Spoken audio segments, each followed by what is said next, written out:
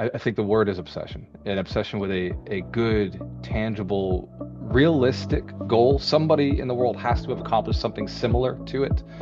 And thankfully we've got guys like you, we've got guys like Elon Musk who are out there just cracking new goals. So when I set the goal of having 50 units, my first goal, 50 units, $1 million net worth, I had looked around, it was like 22 millionaires. So it wasn't like I was setting an unrealistic goal. Maybe it was unrealistic for my family, for my background, from where I was, but it wasn't unrealistic for other.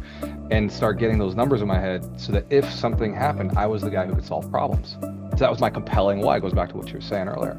Yeah. So that measurable process. That's awesome. I saw this IG video.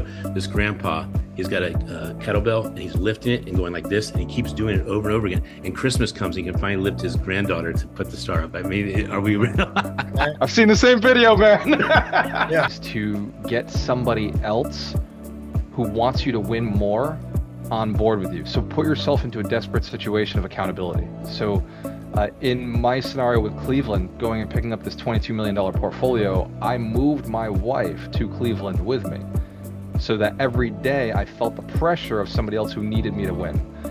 When it came to the 80 units in Jackson, Mississippi, I went and accepted the agreement, and I put a coach or a mentor or a consulting company or a client, somebody who's going to force you to do it. Well, I'm not disappointed, Walter, but I will say that I thought for sure the personal strategy was going to. Welcome to the very first show, Checkmate. And my esteemed, wonderful, strategic brother, Dr. Brian Kent, is my co-host. We're going to be doing 52 shows. I guess 50 if you don't count us, but we're going to do our show together, right, Kent? That's right. So this is our first show. Walter, you're the one who kind of brought us together. So it's appropriate that you're the first one that shares what it is to be abundant, what it is to be strategic. I mean, you play your life in a strategic game all the time. And it's interesting, but at Craig Duswalt's event, your strategy was show up. Your strategy was show how this works. And I said, I got to talk to this guy. I mean, he's not only got a great haircut, but damn, he's got a lot to say. And then we had a conversation. You invited me to your 100 Millionaire Summit, which I am very grateful for. So, Brian, why don't you share your vision on this, please? Yeah, absolutely. So what we're trying to do is put together 52 strategies from a variety of folks, different career fields, that can just tell us how their personal and their professional life are affected by the way they think, the way they look at problems, the way they look at solutions, or how they want a solution, and then put that out to the world to see that a real estate guy may look at the things the same way that somebody in finance does, or somebody in manufacturing, and just look at how different strategies are the same and different from a varying group of people, different career fields. You seem to be insinuating that if you think before you do, that there could be a better outcome. I mean, I'm just kind of grappling with this possibility. Is that true? When I was trained, it's 10% plan and 90% execution. Right. In other words, measure first before you cut. Measure twice, right? Yeah. Measure twice, cut once. That's right. I messed that up, but you get the idea. So God bless you for covering for me. And by the way, the best strategy you can have is having strategic friends. Oh, absolutely. And if you have strategic friends, you bounce stuff off, and next thing you know, something you weren't thinking of shows up. So, Gualter, thank you for being our first. You're actually the one who referred Dr. Kent, and he has his book nominated at a book Oscars type of party, and then in Hollywood later this year. So, you made me proud, you made Brian proud, and I hope we made you proud.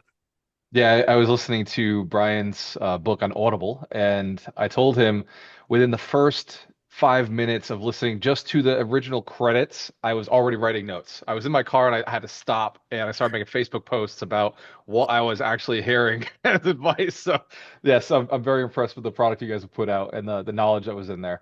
And so, I actually originally was being coached by Brian and brought him into the fold through mutual respect. Just he spoke at one of our events. I said, man, this guy is talented. He knows what he's doing. And so when it came to writing the book, it was really about him having these two books he gave everybody. He gave everybody this Dream Manager book and the E-Myth. And his book is kind of the merge of what happens once you have those two basic understandings, like how to actually level up and start putting the right people in your company. So I have to say, yes, you guys put out a really great product, and it's been helpful for me as well. Yeah, and Jennifer Sullivan with Jen's Pen, she was the one who I think contacted you and said, "Hey, we're at the point where the baby's being made, but what do we do with the baby afterwards?" And you said, "Talk to Perfect Publishing." So thank you very much for that, Walter. I mean, it's changed my life, and it's also brought me closer to obviously better people. So thank you. Let's start off with who is Gualter. You give like a 3-minute, maybe birth, childhood, and how you created who you are. Wow. So I used to, and I hate this story now. And that's 39 years old, just turned 39 on February 27th. So whenever this comes out, it's like 7 days ago. And I used to say I was retired by 30, a millionaire by 32, and a multimillionaire by 34. Now I can't say that anymore. I came out of retirement this year and I'm focused on buying real estate again. I'm grinding. I'm in it. I moved from Tampa, Florida to Cleveland, Ohio. I'm buying 400 units and we're in the grind. So how did it start? Well, I was broke. My family was broke. I remember this very violent fight my parents were having about money, not having money. And at the end of the fight, I said, "Look, I have $2,000. Will that help?" And my mom accused me of stealing, accused me of robbing the money. She was like, "Where did this come from? What did you do?" And she knew I'd been working, but I was making $400 a week. So in her mind, it was impossible for me to. I'm sorry, it wasn't $400 a week. It was $400 a month. I was making $80 a week, $400 a month. And in her mind, it was impossible for somebody to save $2,000. But I've been working there for years now. It was a year and a half I've been working there, so I Well, saved that's everything. because she's good with math. I mean, 80 times 4 is 320. I mean, that's not going to add up to 400. Right. So I saved literally every single dollar. I used to put it inside of a book under my bed. I'd take a book, every $20 bill, I'd throw it in a page, and I'd fill up all the pages, and then I would just keep filling up the next book. And I showed her the book, and she flipped out on me. She flipped out. She said, "There's no way you did this." I was like, "No, I did. All I do is a simple process. I'd make money, and I put all of it here, and then I let you guys buy everything, and then my brother spends money, and I don't spend money, and that's just the philosophy." And she then said, "Well, me and your dad have financial problems." I was like, "I know. Like, I want to help." And said, "Can you do a loan for me?" And that's how I got into lending. She said, "We'll pay you 5% interest." I said, "Hell yeah, what's that?" You're gonna pay me to help my family? You're gonna pay me to help my family? I was like, I'm ready to help anyway. I worked hard to build it so I could help. And basically the agreement was they're gonna pay me back $200 a month. Now at the time I paid rent to my family. I paid $200 a month in rent, which is why this was so crazy to her. How are you saving money when you're paying rent to us every month? And so she said, "You're gonna have free rent for 2 years." I did the math real quick and I said, "Oh my God, sign me up for that package, right? I'm going to double my money in 2 years. I'll have doubled my money and I'll just keep That's saving the way I do save." And that was my first taste of lending. That was my first taste of business. And it was the fear of not having money, my family fighting all the time that made me say when I was 17 or 16, I've got to fix this. I've got to change the way my family dynamic is. I got to figure out money. I got to figure this thing out. And I got obsessed. By 30, I was financially free. That doesn't come by accident. It came from obsession. I worked for a job for 10 years, making 40,000 a year. So I realized it wasn't working. I had to shift, you know? I love the fact that you have just made me understand how books can be more valuable. You just put $100 per page, and the book is just automatically more valuable. They're a savings account. Now it's not $20 bills. And like the $20 bill doesn't account. I don't think it buys you coffee anymore. You got to put like $100 bill in there to make it add up to something.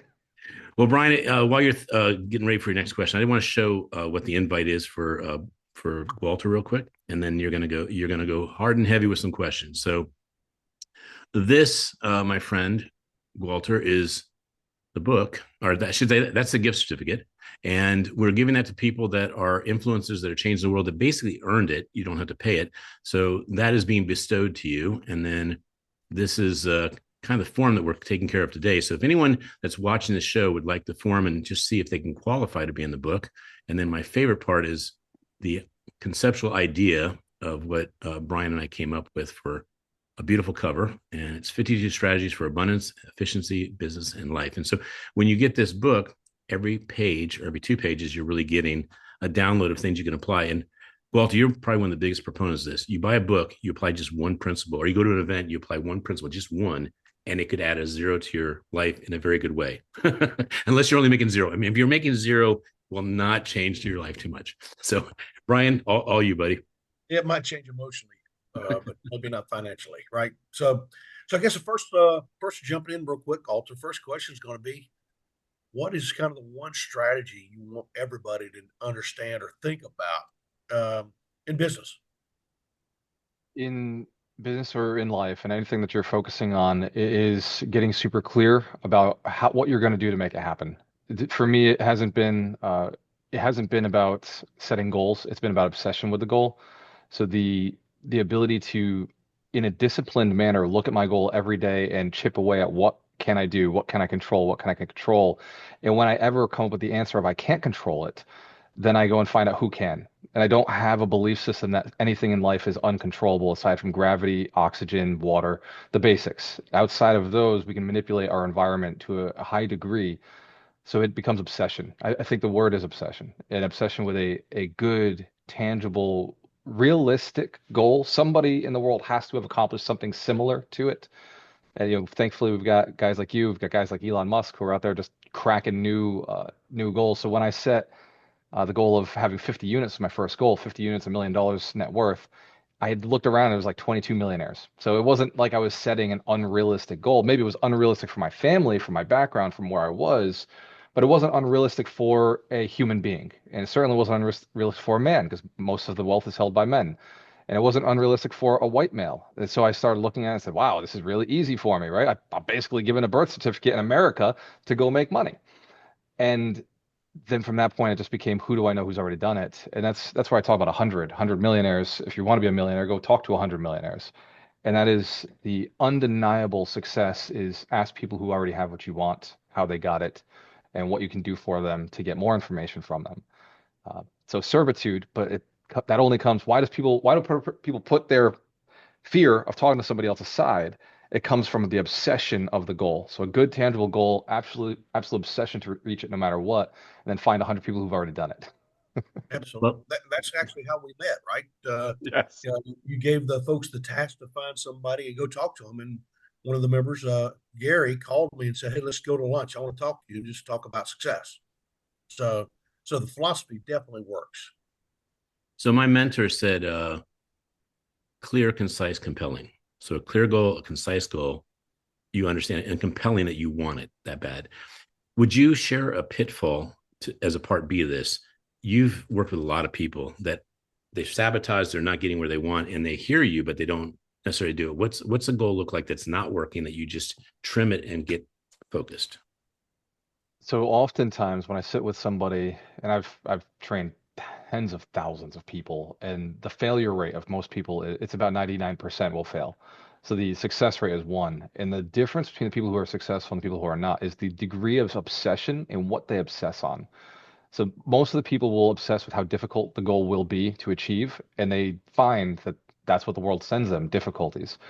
The people who are focused on how compellingly easy it is, how simple it is, how strategic you have to be, and how strategic you can be. Once you start empowering yourself with the ability to be strategic and taking those little steps every day, it starts becoming easier. So it's people who have a good story about themselves. Right? The guy who is going to lose 200 pounds has to first convince themselves they can do a push-up or convince themselves they can walk into the gym. When I started doing leg day every day, I hadn't done leg day in 7 years. So I knew I wasn't jumping into squats and doing my body weight, but I did know I had to get a gym membership. And I did know I had to walk into the gym every day. And that became my target was walk into the gym every day and do something related to legs. I started with calves because they were easier. And then I shifted to doing machines that were super lightweight. I went in and I did less weight than the girls were doing because I knew where my body was. My body wasn't at the point where I could do leg day. And now I can easily lift myself, my own weight. And this is how I set my goals. I wanted to be able to pick up my father and carry him up a hill if I had to. So I said, what is my dad's weight? I went and got that number. It had to be compelling. And I said, like, if anything ever happened to my father or my brother or my family, I need to know everybody's weight so I could start saying, I can now pick up my wife. I could pick up my brother. I could pick up my father and start getting those numbers in my head so that if something happened, I was the guy who could solve problems. So that was my compelling why. It goes back to what you were saying earlier. God So bless. that Yeah. measurable process. That's awesome. I saw this IG video. This grandpa, he's got a kettlebell and he's lifting it and going like this, and he keeps doing it over and over again. And Christmas comes, he can finally lift his granddaughter to put the star up. I mean, are we real? Right. I've seen the same video, man. Yeah. So can I add a piece of this? So you have the piece I think that addressed the 1%, and you had just gave the piece that addressed the 99%. Can I clean it up and you tell me stamp we're ready for the book? Okay. Yeah. So the 1%ers, as long as they get really obsessed with their goal, they probably have everything else in place so they can actually get obsessed and get the result. For the 99% that don't have the obsession quotient, they need to add the time element of actually the proximity and the devotion, the commitment. I'll call it the Malcolm Gladwell effect. They put all that, they're going to get that obsession piece that the 1%ers will get naturally. Is that correct? That's correct. So it comes down to proximity to the 100 millionaires. So if you're looking for $1 million, get around 100 people. The more you get around them, the more you get their mindset, and you just have to be open to the mindset. Most people, when they talk to a millionaire says a thing, they're like, "Oh, that person's a dick." Maybe they're not. Maybe that's the solution to being that next level of where you want to be financially, is to actually provide a ton of value, but also ask for something in receive, like in reception. Maybe ask for a referral, or ask for business, or ask for an opportunity. There's little things that we learn along the way. So to validate what you said, it is proximity, yes, closeness to people who have the goal already accomplished, but also this word that you can Google, this is a real word, stick-to-itiveness. Isn't that a great word? That is, we're Stick to itiveness, the ability to stick to something beyond reasonable, what other people would perceive as reasonable amounts.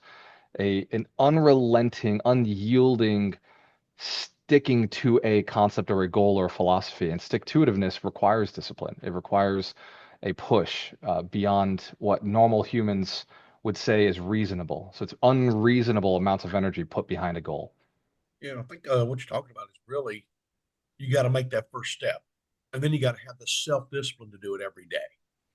Yeah.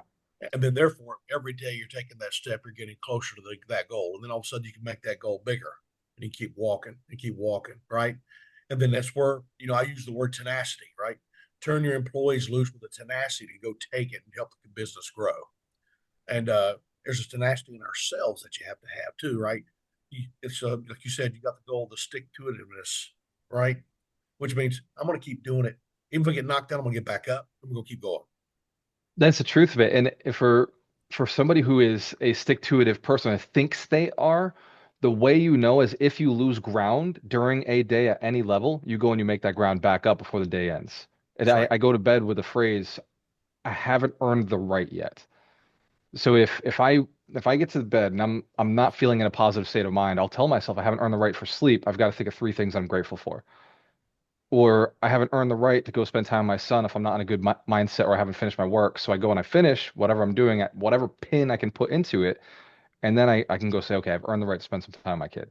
And those little earnings of life, I think most people don't set unrealistic barriers on themselves. Like, well, I'll deal with it tomorrow. Tomorrow isn't guaranteed. Tomorrow's not promised. So I have to deal with it today. It has to be done today, at whatever degree I can, to put a pin in it so it's safe to start tomorrow. Yeah, and if you put it tomorrow, you're actually practicing pushing things off, not actually getting them done. I want to Right. share a book that I think you would love, and you may even know it. Stickability. Absolutely. And Dr. Greg Yeah. S. Reed has written probably 50 books, and the big part of this that you just said is it's the perseverance, it's the unrelentless aspect of nothing's going to stop you from finding the answer, and actually that is strategy. Strategy only sharpens when you keep doing it. That's right. So, Well, do you we'll want to ask a shift question, Brian? tracks. Yeah, well, I think we'll shift a little bit, Galter. Like a personal hack for how that you think makes success. Personal hack. I'm not the make the bed in the morning guy. So I am not the wake up early guy. I'm not the make the bed in the morning guy. I'm not even go to the gym every day guy. Although I do it. I think the personal hack is to get somebody else who wants you to win more on board with you. So put yourself into a desperate situation of accountability. So in my scenario with Cleveland, going and picking up this $22 million portfolio, I moved my wife to Cleveland with me. so that every day I felt the pressure of somebody else who needed me to win. Hmm. When it came to the 80 units in Jackson, Mississippi, I went and accepted the agreement and I put a partner in it who needed that to reach their $1 million goal. So it Oh, wasn't just me in that deal needing to make some money for my family. It was this guy also needed to do this deal in order to make money for his family to reach his targets. And we've done that with every target or every goal that I've ever set. My first partner, we've been partnered 9 years. I just paid him $1 million. Gave him $1 million, and he has a lending company now that he lends out that million to. When we first started partnering up, I was done. I didn't need real estate anymore. I'd already, reached my multi-million-dollar goal, financial freedom, and he told me he would not buy without me. And so we bought our first 42 units together because he brought all the money, I did all the work, and then I trained him on how to do all the work, and then I stepped away from the work. But because he had three daughters that he wanted to create his family trust for, he said it's the bowling family trust, and so I had a compelling reason to go do it. I had an accountability partner driving me to go and be successful. So absolutely. find a person, whether it's your spouse or a partner or a coach or a mentor or a consulting company or a client, somebody who's going to force you to do it. Well, I'm not Yeah. disappointed, Walter, but I will say that I thought for sure the personal strategy was going to be bald, get up, and move. For sure. That's a side effect of moving fast. You need to streamline a little bit. I can swim. So we have five exit questions and how to contact, follow, and support you. So the five questions, and Brian and I have never done this dance together. So Brian, you can actually start off. What question would you like to start with? Let's start with what's your favorite superhero? Favorite superhero? Tony Stark, Iron Man. I Iron Man. can't help but I love the billionaire concept of technology and the quick-witted. So yeah, I almost sometimes I think of Brian Kent as my Tony Stark. So he's just quick with it. And, And what's a yeah, book? we'll just get that. That's not done already? I thought that was done already. Sorry. What's a book that changed your life, Walter? Book that changed my life was the first book I ever read. Not, I mean, I read many books, the Bible being the first, but I would say personal development book. It was The 7 Habits of Highly Effective People. First professional. I read that in college, and at that point in that book, I just did not know that there were books like this that could totally change your perspective. I remember the exercise where he had walked us through a perspective change, and my mind believed something different at the end of that. I said, "Wow, where else is this happening?" And that just untapped every other book. I've read over 500 books, and that book was the book that said books can change your life. They're no longer just about entertainment or passing time. It was like I need to stop reading fiction and I need to start reading these books. Okay, Stephen Covey. And by the way, these are going to be really just one answer, so you don't have to Yeah. elaborate as much. Oh, I'll just kick. But Quick and you quick. can kick as much as you want. Brian, go ahead. I think next one. What was your favorite movie? Favorite movie? It used to be Shawshank Redemption when I was a kid. So Wow. I just got to get out of prison, Oh, man, dude, that's a great movie for all kinds of reasons, though. Come on. for all Yeah. kinds of reasons. So you had to break free of your own change, right? That's the By the way, truth, brother. One spoon at a time. that's an inspiring movie. I mean, that is a go-to movie. So good deal. Who's someone that's your hero you wish you could meet? It's got to be Elon Musk. I hate to say it, but I've met most of my heroes. Vinny Chopra. I would say that Elon or another one would be the guy who wrote the book ABC's of Real Estate Investing, Ken McElroy. So I would put him up there as somebody I really like to meet. Super. And by the way, we have space in the paper. We can put two in there for you, Brian. Yeah, I'm righty. And then I think just the last one was we wanted to talk about. Ken, I forgot what the last one We was. got two. So what song gets you going? What song? That's right. Oh, Shake It Up, Baby, right? I gotta pick one you guys would know. Bad No, to the no, Bone, no. George Thorogood, right? Oh, that is a good one. You can pick one It we is. know. Let's give some love to the person that actually gets you going and let them see some more light. All Who right, is there is a song called Vice Grip by a band called uh, something Parkway. I think it's so Parkway. you'll send it to us later. We'll add it in there. We'll put a little linky link. All right. And then the final one, which I which I love to ask is a culminating question. Besides, how do people follow you and connect with you? What quote do you live by? What is the one thing such that by doing it, everything else is easier or unnecessary?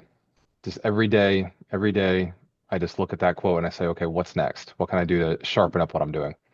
God bless you. And I just want to say something personally. I'd like Brian to say something personally as well to close out the show.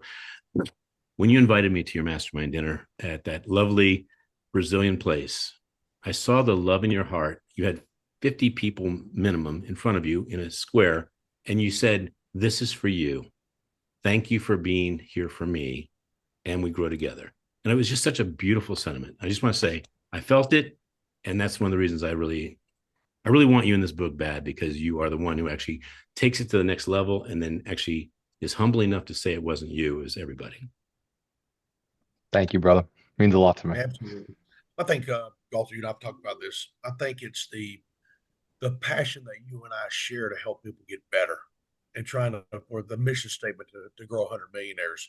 It's a selfless mission, and people can get behind it because it's really the nature of human beings we want it to be, where everybody helps everybody. And I think that's a powerful statement. Yeah, I think it's a Dale Carnegie or Napoleon Hill approach to the next level. Yep. So, how do people connect with you? How do they follow you? What's your IG? All that good stuff. Yeah, Gualter Amarelo on Facebook. Just if you can spell it, you can find me. If you can't spell it, you're in trouble. But I'm the only one out there. You'll see a young guy and an old guy. My dad is the old one. Don't follow him. He hates that. I'm the bald one, ironically. So yeah, Gualter Amarelo. Put me on Facebook. You send me a message there or comment on anything, and I respond to all that all the time. So you took off the Facebook and you just go to Facebook now. Straight Facebook, man. So easy. Are you on IG by chance? I am on IG, but the app isn't working out great for me right now. There's something buggy on it, so I just stick to the main one. All right. Well, Exactly. thank you for being on the show. Thank you for being the first. Thank you actually for being, I would call it the catalyst to this whole possibility. I love it, bro. Thank you. All right. Alrighty. We did our first show. We made it unscathed. There's only one problem. We have one person on the show without the right haircut. Oops. You're gonna have to have somebody balance it out. Mine won't do that because it's so thick. It grows back too quick. I'd have to shave twice a day. The thing is, you don't know, Gualter and I have the same. Rub it in, Brian. Gualter, I have to shave every 2 hours or it doesn't look like this. I mean, it's tough. Yeah, I shave before these calls, and that's it. Yeah. All right. Well, thank you so much. And we'll do this as a wrap and we'll send it out to you. Okay, Gualter? All right, sounds good, gentlemen. I'll see you on the next one. Cheers. Thank you. Talk soon. Thank you guys. Cheers.